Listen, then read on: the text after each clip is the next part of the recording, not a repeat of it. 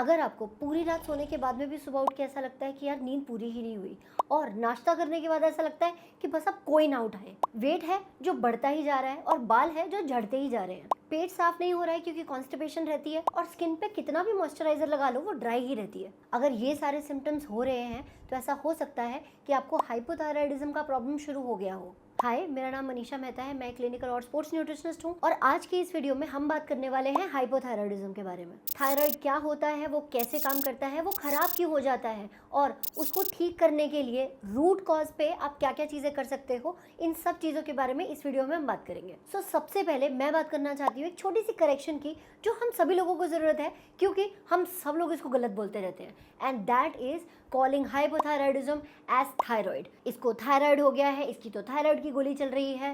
Guys, thyroid is actually a gland, it's a body part that all of us have. एक छोटा सा butterfly shape का organ है जो हमारे थ्रोट में होता है, और ये मास्टर ग्लैंड के नाम से जाना जाता है बिकॉज हमारी पूरी बॉडी में मेटाबॉलिज्म की, फंक्शनिंग की क्या स्पीड रहेगी, ये थायराइड डिसाइड करता है। बट अगर थायराइड का फंक्शन कम हो जाए तो उसको हाइपोथायराइडिज्म बोलते हैं, जो ज़्यादातर लोगों में वेट बढ़ाने वाला थायराइड जो होता है, दैट इज़ हाइपोथायराइडिज्म। अब से मैं चाहती हूँ कि भगवान ना करे आपको यूज़ करना पड़े, बट अगर आपको कभी भी ये वर्ड यूज़ करना पड़ता है then use the informed word which is hypothyroidism, not thyroid हो गया है, क्योंकि उस हिसाब से तो हम थायराइड लेके पैदा हुए हैं। चलिए अब बात करते हैं कि हमारा जो थायराइड ग्लैंड है वो काम कैसे करता है। हमारा थायराइड ग्लैंड हमारे ब्रेन के साथ में कनेक्टेड है और बहुत सारे ऑर्गन्स को लीड करता है, इसलिए हम थायराइड ग्लैंड को टीम लीडर भी बोल सकते हैं। अब ब्रेन जो हमारी बॉडी का सीईओ है, उसके अंदर एक छोटा सा पार्ट होता है जिसको बोलते हैं हाइपोथैलेमस, जिसको आप सीईओ की टीम का एक डिपार्टमेंट समझिए। इस हाइपोथैलेमस में से एक हार्मोन रिलीज होता है जिसको बोलते हैं थायरोट्रोपिन रिलीजिंग हार्मोन, जो एक सीनियर टीम लीडर जिसको हम पिट्यूटरी ग्लैंड भी बोलते हैं, उसके पास जाता है और उसको बोलता है कि चलो टीम लीडर से काम करवाओ, मतलब थायराइड ग्लैंड से काम करवाओ। इस ऑर्डर के बाद पिट्यूटरी ग्लैंड रिलीज करती है एक और हार्मोन जिसको बोलते हैं थायराइड स्टिमुलेटिंग हार्मोन, या TSH, जो आपने अपनी थायराइड की रिपोर्ट में देखा भी होगा। अब ये TSH बन जाता है ऑर्डर हमारे टीम लीडर के लिए टू वर्क, और उसकी हेल्प से जो हमारा टीम लीडर है which is thyroid gland produces to hormones T3 and T4, और ये जो T3 एंड T4 है ये हमारी बॉडी के हर एक सेल में जाते हैं और वहाँ पर डिसाइड करते हैं कि सेल के अंदर काम कैसे होने वाला है। आपका मेटाबॉलिज्म, आपका एनर्जी प्रोडक्शन, आपके ऑर्गन्स का functioning, everything is governed bye these two. अभी समझ में आया कि हमारी बॉडी एक मल्टीनेशनल कंपनी की तरह CEO से लेकर एग्जीक्यूटिव तक हर लेवल पे काम करती है, और उसमें एक स्पेसिफिक हिरार्की भी है। Now let's talk about why does thyroid gland does not work properly, जिसकी वजह से लोगों को वेट बढ़ाने वाला थायराइड या फिर हाइपोथायराइडिज्म हो जाता है। कुछ बहुत मेजर फंक्शंस जो ये T3 एंड T4 पूरा करते हैं हमारी बॉडी में, they are maintenance of our blood sugar levels, क्योंकि T3 और T4 के ऑर्डर से ही हमारी बॉडी ये डिसाइड करेगी कि शुगर को कितना एनर्जी के लिए यूज़ करना है, फैट को कितना एनर्जी के लिए यूज़ करना है। हमारी बॉडी का टेम्परेचर T3 और T4 की हेल्प से ही मेंटेन होता है। इसके अलावा T3 एंड T4 हमारे हार्ट और हमारे ब्रेन नर्वस सिस्टम में बहुत ज़्यादा इंपॉर्टेंट रोल प्ले करते हैं, because T3 and T4 activate our flight and fight responses. और हमारा हार्ट कितनी बार एक मिनट में बीट करेगा, हमारी रेस्पिरेशन की स्पीड से चलेगी, और हमारा हार्ट हर मिनट में कितना ब्लड प्यूरिफाई करेगा, ये सब चीज़ें भी T3 और T4 के ऊपर बहुत ज़्यादा डिपेंड करती है। इसके अलावा T3 एंड T4 हमारे खाने के डाइजेशन में, उसकी स्पीड में भी बहुत ज़्यादा इंपॉर्टेंट रोल प्ले करते हैं। प्लस हमारी बोन्स के अंदर कैल्शियम को डिपॉजिट करने का काम बहुत ज़्यादा हद तक T3 और T4 के गाइडेंस में ही होता है। And when a female is pregnant, then जो बेबी है उसकी डेवलपमेंट में भी T3 एंड T4 बहुत इंपॉर्टेंट रोल प्ले करते हैं। हाइपोथायराइडिज्म मेजरली दो रीजंस की वजह से होता है। नंबर 1, आपकी थायराइड ग्लैंड इनफ काम नहीं कर रही है, मतलब T3 और T4 इनफ सिक्रीट नहीं कर रही है। And second reason is that ऊपर से ही ऑर्डर कम आ रहा है, विच मीन्स आपके पिट्यूटरी ग्लैंड में या आपके हाइपोथैलेमस में प्रॉब्लम है। और हाइपोथायराइडिज्म के ज़्यादातर पेशेंट्स में ये रीज़न नंबर 1 ही काम करता है, जिसमें उनकी थायराइड ग्लैंड इनफ काम नहीं कर पा रही है। इनफैक्ट ये वाली चीज़ आप कोरिलेट कर पाओगे अगर आपने अपने ब्लड चेकअप में थायराइड प्रोफाइल टेस्ट करवाया होगा, तो उसमें आपने देखा होगा कि TSH बढ़ जाता है लेकिन T3 and T4 normal range में रहता है। उसका मतलब यही है कि जो सीनियर टीम लीडर यानी पिट्यूटरी है वो TSH तो दे रहा है ज़्यादा, लेकिन आपका टीम लीडर काम नहीं कर रहा है, इसीलिए ऊपर से ऑर्डर भी ज़्यादा आ रहा है, मतलब TSH भी ज़्यादा बन रहा है। ऐसा होने के दो मेजर रीजंस होते हैं। एक है आयोडीन की डेफिशिएंसी, बिकॉज जो T3 और T4 है उन दोनों ही प्रोडक्शन में आयोडीन बहुत ज़्यादा इंपॉर्टेंट रोल प्ले करता है। इनफैक्ट उसके केमिकल स्ट्रक्चर में आयोडीन ऑलरेडी प्रेजेंट है। सो अगर आपकी आयोडीन कंजम्पशन इनफ नहीं है या आयोडीन का एब्जॉर्प्शन ठीक से नहीं हो रहा है तो भी हाइपोथायराइडिज्म होने के चांसेस हो सकते हैं। उसके अलावा जो एक बहुत कॉमन रीज़न आजकल मैं देख रही हूँ अपने क्लाइंट्स में, दैट इज़ हाशिमोटोस सिंड्रोम। अब हाशिमोटोस में क्या होता है कि हमारे खुद के सेल्स ही अपने खुद के सेल्स को, थायराइड के सेल्स को किल करना शुरू कर देते हैं, जिसकी वजह से T3 और T4 इनफ सीक्रेट नहीं होता है। इनके अलावा एक लेस कॉमन रीज़न भी है कि अगर थायराइड ग्लैंड बचपन में ही एट बर्थ ही ढंग से डेवलप नहीं हुई है तो भी हाइपोथायराइडिज्म हो सकता है। और जैसा कि मैंने पहले भी बताया था, थायराइड हार्मोन हमारे फ्लाइट एंड फाइट रिस्पॉन्सेज के बैलेंस में बहुत ज़्यादा इंपॉर्टेंट रोल प्ले करते हैं। सो अगर आप कॉन्स्टेंटली बहुत लंबे टाइम से बहुत ज़्यादा स्ट्रेस्ड हो तो आपका कॉर्टिसोल लेवल बहुत हाई हो सकता है, तब भी आपका TSH T3 T4 में डिसबैलेंस आएगा।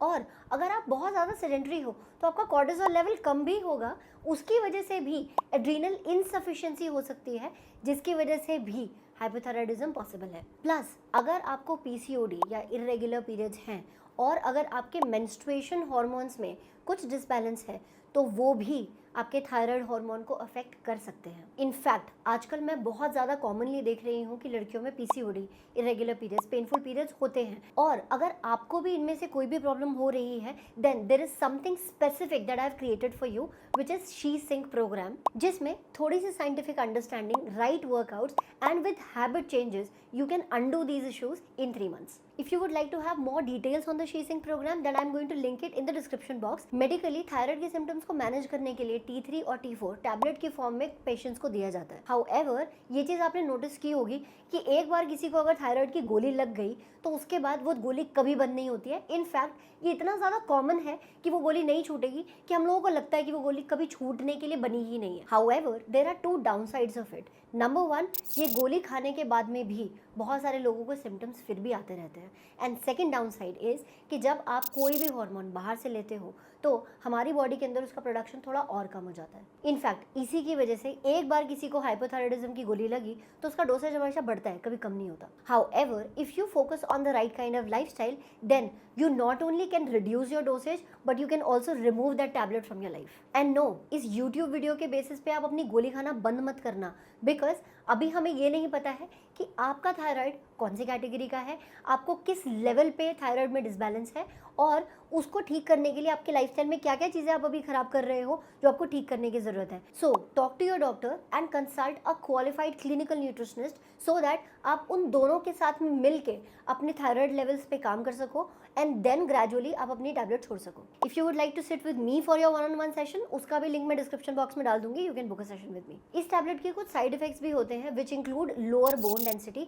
बिकॉज एज वी डिस्कस्ड आपका जो थायराइड हार्मोन्स है वो आपके बोन्स में कैल्शियम एब्जॉर्ब करने में हेल्प करता है, और अगर आप ये दवाई बहुत ज़्यादा लंबे टाइम तक खा रहे हो तो आपको बोन डिसऑर्डर्स होने के भी चांसेस रहते हैं। उसके अलावा इफ़ यू हैव डायबिटीज़ और इंसुलिन रेजिस्टेंस और PCOS देन आपका ब्लड शुगर रेगुलेट करना आपके लिए थोड़ा और मुश्किल हो जाएगा, जिसकी वजह से क्रेविंग्स, फटीग, वेट गेन तब भी चलता रहेगा। उसके अलावा जब हमारे हार्मोन्स का काम खत्म हो जाता है उसके बाद वो सब के सब जाते हैं लिवर के पास to get filtered out of the body, और अगर आप ये हार्मोन्स ले रहे हो बाहर से तो आपके लिवर का काम भी थोड़ा बढ़ जाएगा। Now let's talk about the ways to fix hypothyroidism from the root. सबसे पहला और बहुत important resolution for hypothyroidism is that you start consuming iodine rich foods. अब आयोडीन के मेजर सोर्सेज जो हैं वो है फिश, एग्स एंड मीट, और हमारी कंट्री में बहुत सारे लोग नॉनवेज नहीं खाते। इनफैक्ट इसी रीज़न की वजह से हमारे देश में कुछ सालों पहले सॉल्ट को आयोडाइज किया गया था, क्योंकि भले ही कोई फिश मीट ना भी खाता हो लेकिन नमक हमारे देश में हर कोई खाता है। बट आजकल प्रॉब्लम क्या है कि पिंक सॉल्ट, हिमालयन सॉल्ट और इन सारे सॉल्ट्स को बहुत ज़्यादा बढ़ावा मिल रहा है। इसकी वजह से लोगों ने अपना नॉर्मल आयोडाइज सॉल्ट खाना बंद कर दिया है, और उसकी वजह से भी आयोडीन डेफिशिएंसी होती है लोगों में, और उसी की वजह से हाइपोथायराइडिज्म भी बहुत ज़्यादा बढ़ रहा है। सो अगर आप नॉन वेजिटेरियन नहीं हो तो फिर प्लीज़ अपना पिंक सॉल्ट, हिमालयन सॉल्ट को छोड़ के नॉर्मल नमक टाटा नमक खाना शुरू कर दो। आयोडीन के अलावा there are 4 more essential nutrients जो आपको थायराइड को बैलेंस करने में बहुत ज़्यादा हेल्प करेंगे, and that is zinc. In fact researches में ये भी पाया गया है कि अगर आप जिंक का सप्लीमेंटेशन करते हो 6 महीने तक तो आपका TSH, T3, T4 को बैलेंस करने में आपको हेल्प मिलती है। उसके अलावा मैग्नीशियम एक और बहुत इंपॉर्टेंट न्यूट्रिएंट है for the hypothyroidism patients. Magnesium का थायराइड ग्लैंड के साथ में कोई डायरेक्ट कोरिलेशन तो नहीं है, लेकिन क्योंकि मैग्नीशियम ऑक्सीडेटिव स्ट्रेस को हमारी बॉडी में कम करता है और stress becomes a reason for hypothyroidism also, अगर आप अपने स्ट्रेस को कम कर पाते हो तो आपके T3, T4 और TSH को भी बैलेंस करने में आपको हेल्प मिलती है।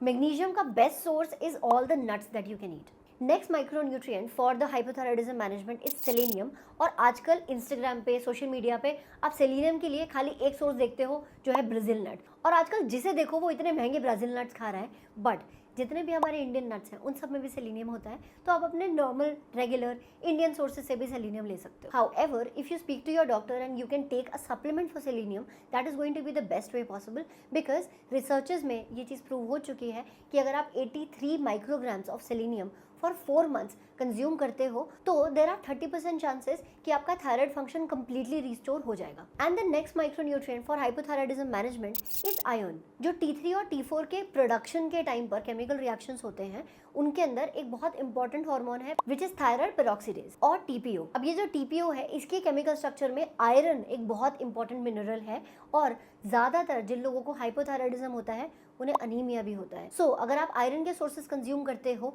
तो आपको हाइपोथायराइडिज्म में भी हेल्प मिलेगी और आपका अनीमिया भी ठीक हो जाएगा। एंड अगर आप आयरन के लिए सेब खा रहे हो और पालक खा रहे हो, लेट मी टेल यू, इन दोनों में ही कोई खास आयरन नहीं होता है। आयरन के कुछ बहुत अच्छे सोर्सेज हैं, धनिया, पुदीना, लोटस स्टेम और भें और कमल ककड़ी। उसके अलावा करौंदे जिनका सरसों के तेल में राई डाल के अचार बनता है, the same one. In fact this is something that I love doing for my iron. I make धनिया पुदीना चटनी एवरी सिंगल वीक, और उसके अंदर एब्जॉर्प्शन बढ़ाने के लिए I also add a vitamin C source which can be इधर लेमन और कच्चा आम और आंवला। इनफैक्ट अगर आप 3 से 4 चम्मच चटनी हर रोज़ खा रहे हो तो आपका पूरे दिन का आयरन कंप्लीट हो जाएगा। अगर आप इतना सा पीस लोटस स्टेम का हर रोज़ खा रहे हो सब्जी में तो आपका आयरन का कंजम्पशन पूरा हो जाएगा। और बताओ, लोगों को लग रहा था कि दवाई खाए बिना कुछ हो नहीं सकता।